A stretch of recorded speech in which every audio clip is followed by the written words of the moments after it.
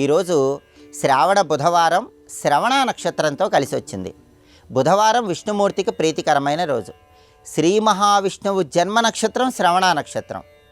తన భర్త జన్మ నక్షత్రమైనటువంటి శ్రవణ నక్షత్రం పౌర్ణమి రోజు ఉండే శ్రావణ మాసం అంటే లక్ష్మీదేవికి ఎంతో ప్రీతిపాత్రం. కాబట్టి బుధవారంతో కూడిన శ్రవణ నక్షత్రం సందర్భంగా విష్ణుమూర్తిని ప్రత్యేకంగా పూజించడం ద్వారా వృత్తి, ఉద్యోగ, వ్యాపార రంగాల్లో అద్భుతంగా రాణించవచ్చు. ప్రధానంగా ఈరోజు చేయవలసిన ముఖ్యమైన విధి విధానం ఏంటంటే తులసి దళాలతో విష్ణువుని పూజించాలి. అలాగే ఈరోజు ఎక్కడైనా పరిశుభ్రమైన ప్రదేశంలో తులసి మొక్క నాటాలి.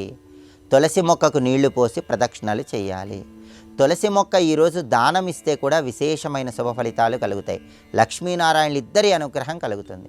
ఈరోజు పురుష సూక్తాన్ని పఠించినా లేదా శ్రవణం చేసినా కూడా శ్రీమన్నారాయణమూర్తి తొందరగా అనుగ్రహిస్తాడు.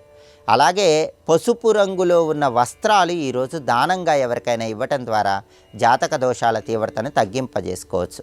విష్ణుమూర్తిని తెలుపు రంగు పుష్పాలు, పసుపు రంగు పుష్పాలు, నీలం రంగు పుష్పాలతో పూజించడం ద్వారా బుధవారంతో కూడిన శ్రవణ నక్షత్రం సందర్భంగా విష్ణు కృపకు ప్రతి ఒక్కరూ సులభంగా పాత్రలు కావచ్చు.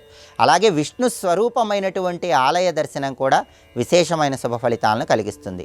రాముడు, కృష్ణుడు, నరసింహస్వామి, వెంకటేశ్వర స్వామి ఇలా విష్ణు సంబంధమైనటువంటి ఆలయ దర్శనం చేయండి. దీనివల్ల సమస్త శుభ ఫలితాలు చేకూరతాయి.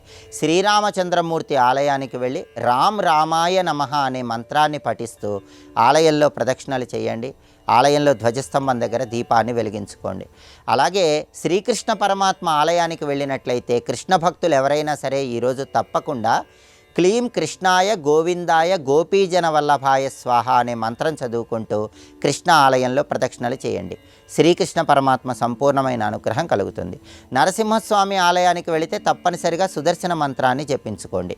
వెంకటేశ్వర స్వామి ఆలయానికి వెళితే ఓం నమో వెంకటేశాయ, ఓం గోవిందాయ నమః అని జపిస్తూ వెంకటేశ్వర ఆలయంలో ప్రదక్షిణలు చేయండి. కాబట్టి బుధవారము శ్రవణ నక్షత్రము కలిసి వచ్చిన రోజు విష్ణు పూజకు పరమాద్భుతమైన రోజు. విష్ణు అనుగ్రహాన్ని చాలా సులభంగా కలిగింపజేసే రోజు. కాబట్టి విష్ణు స్వరూపమైనటువంటి ఆలయాల దర్శనం విశేషమైన శుభ ఫలితాలను కలిగింపజేస్తుంది.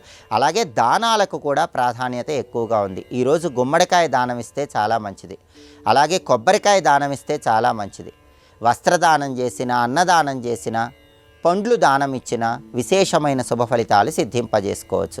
ఈ విధి విధానాలు పాటించి అన్ని రకాలుగా విష్ణువు అనుగ్రహానికి పాత్రులై విద్యా, ఉద్యోగ, వ్యాపార రంగాల్లో మంచి పురోభివృద్ధిని సాధించండి.